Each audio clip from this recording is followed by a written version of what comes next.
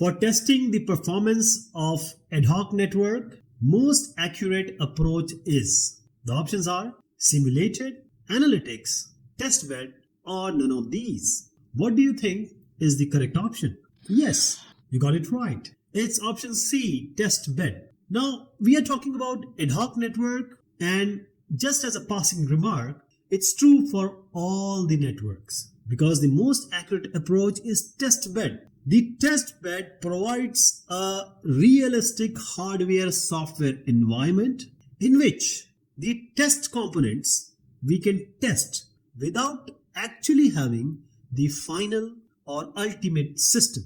A testbed refers to a real-world environment that simulates the conditions in which the network is going to operate. So this allows for accurate testing and evaluation of the network's performance in a controlled setting. Now the first option is simulated approach. These approaches may not accurately represent real-world conditions, while the second option, analytics, alone may not provide a comprehensive assessment. Therefore, a testbed provides the most accurate and also the reliable results for evaluating the performance of an ad hoc network.